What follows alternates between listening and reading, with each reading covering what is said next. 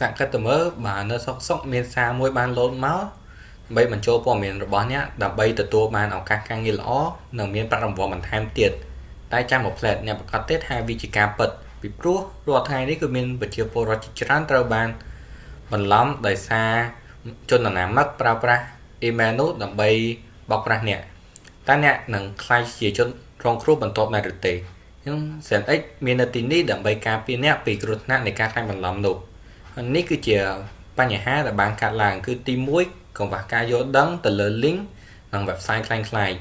ទី2ពិបាកក្នុងការកំណត់សម្គាល់ថាវាជា website ពិតឬមួយក៏คล้ายៗពីព្រោះវាមានលក្ខណៈដូចគ្នាពេក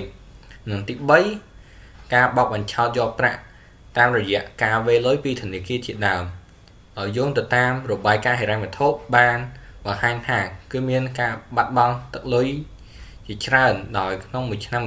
គឺបាត់បង់ទឹកប្រាក់រហូតដល់ទៅ$640 លានបូករួមទាំងនៅក្នុងតំបន់អាស៊ានក៏មានការប៉ះពាល់ខ្លាំងដូចគ្នាអញ្ចឹងដើម្បីដោះស្រាយនៅបញ្ហានេះយើងបានបង្កើតនៅកម្មវិធីមួយដែលមានឈ្មោះថា SendX Small Office Security ដើម្បីការពារពីសុវត្ថិភាពរបស់អតិថិជនអញ្ចឹងកម្មវិធីនេះគឺមាន function ដូចជាការរកឃើញឯកសារនិង email បន្លំដោយស្វ័យប្រវត្តិការប្រើប្រាស់ AI និង Machine Learning ដើម្បីវិភាគ link និងឯកសារមានវគ្គបណ្ដុះបណ្ដាលមានមុខងារ VPN សុវត្ថិភាពនិងលក្ខណៈផ្ទាល់ខ្លួនរបស់និស្សិតគ្រួសារក៏ដូចជាអាជីវកម្មតូចៗចំណែក target customer គឺមានសិស្សក៏ដូចជានិស្សិតដែលមានអាយុចាប់ពី13ឆ្នាំរហូតដល់25ឆ្នាំជាប្រភេទគ្រួសារដែលមានកង្វល់អំពីសុវត្ថិភាពរបស់កូនម្ចាស់អាជីវកម្មតូចៗដើម្បីការពារទិន្នន័យអាជីវកម្មចំណែកយើងក៏បានបង្កើត prototype មួយដែលបានដោយប្រើប្រាស់ Figma ដើម្បីបង្ហាញពី UX UI មួយដែលមានភាពលក្ខណៈសាមញ្ញងាយស្រួលប្រើនិងប្រកបដោយសុវត្ថិភាពហើយអ្នកទាំងអស់គ្នាអាចចូលមើលតាមរយៈ link ដែលមាននៅក្នុង slide បានហើយយើងក៏មានវីដេអូខ្លីមួយដើម្បីបកស្រាយពី prototype របស់យើងផងដែរគឺជា Figma prototype របស់ក្រុមខ្ញុំហើយនេះគឺជា option ទាំង6ដែលកម្មវិធីនេះមានអញ្ចឹងចូលទៅដល់ home page ដែលជាកន្លែងផ្ដល់នៅព័ត៌មានទូទៅដែល app របស់យើងមានទៅពេលនៅក្នុង security គឺជាកន្លែងដែលបង្ហាញពីភ្នាក់ងារការពាររបស់ពួកយើងទៅពេលនៅក្នុង performance គឺនិយាយពីអ្វីដែល app ហ្នឹងនឹងដំណើរការទៅលើ device របស់ user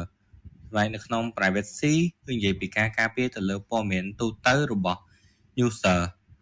នៅក្នុង online course ក៏បានផ្ដល់នៅមេរៀនក៏ដូចជាព័ត៌មានទូទៅនេះគឺជា profile ទូទៅរបស់ user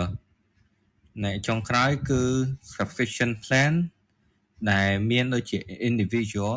student និង family pack ឧទាហរណ៍ថានេះគឺជា message មួយដែលផ្សាយចេញពី Facebook សម្រាប់ឲ្យយើង update នៅព័ត៌មានតខ្លួនរបស់យើងតាមរយៈ link ខាងក្រោមចឹងដល់ពេលដែលយើងចុច click លើ link ហ្នឹងទៅនឹងលុប warning ចឹងថា website ហ្នឹងគឺ insecure សម្រាប់យើងចេញពី website ហ្នឹងជាបន្តដើម្បីការពារ data របស់យើង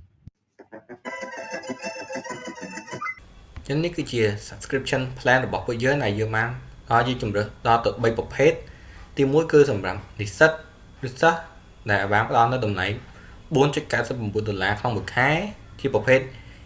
individual ឬមួយក៏ជាប្រភេទបុគ្គលគឺ$9.99ក្នុងមួយខែនិងជាប្រភេទគ្រួសារបានផ្ដល់$19.99ក្នុងមួយខែសម្រាប់5 account ហើយយើងក៏មានផ្ដល់នៅ VPN ក៏ដូចជាវគ្គបណ្ដុះបណ្ដាលផងដែរនេះគឺជា survey ដែលយើងបានយកចេញពីអតិថិជនរបស់យើងហើយក្នុងនោះគឺមាន customer ជាច្រើនគឺបានជួបប្រទះនៅបញ្ហានេះដូចគ្នានៅតម្លៃដ៏សំខាន់របស់យើងគឺដើម្បីការពារព័ត៌មាននៅក្នុងពេលជាក់ស្ដែងដោយប្រើប្រាស់ AI ជាជំនួយក្នុងការទប់ស្កាត់ដល់អតិថិជនរបស់យើងហើយយើងក៏បានធ្វើឲ្យកាន់តែមានភាពងាយស្រួលដល់អតិថិជននិងមិនឲ្យអតិថិជនមានការពិបាកក្នុងការប្រើប្រាស់នោះឡើយចំណែកតាមការវិភាគទីផ្សារគឺមានប្រជាជនជាង500,000នាក់បានធ្លាប់ជួបប្រទះនៅបទពិសោធន៍នៃការក្លែងបន្លំតាមរយៈអ៊ីនធឺណិតហើយក្នុងនោះគឺមាន 70% ត្រូវបានចាញ់បោកតាមរយៈ email ហើយនិង link តាមវិភាគទៅលើទីផ្សារយើងអាចប៉ាន់ស្មានថាអាចមានអ្នកប្រើប្រាស់រហូតដល់ទៅ500,000នាក់ដែលបានទទួលយកសេវាកម្មរបស់យើងហើយក្នុងនោះក៏មានដូចជាសិស្សនិស្សិត បុគ្គលិកក៏ដូចជាម្ចាស់អាជីវកម្មតូចៗផងដែរកម្មវិធីរបស់យើងក៏មានការប្រកួតប្រជែងជាមួយនឹង Kaspersky ក៏ដូចជាក្រុមហ៊ុន Smart Asita ប៉ុន្តែអត្ថប្រយោជន៍របស់យើងគឺមានការការពារពេញលេញមានការពិគ្រោះយោបល់24ម៉ោងមានវគ្គសិក្សាអំពីសុវត្ថិភាពក៏ដូចជាអាចដំណើរការជាមួយនឹងឧបករណ៍អេឡិចត្រូនិកជាច្រើនដូចជាទូរស័ព្ទ tablet ក៏ដូចជា laptop ផងដែរហើយយើងក៏មាននៅដៃគូសហការដូចជា ABA, True Money, Facilita និង CADT ផងដែរចំណែក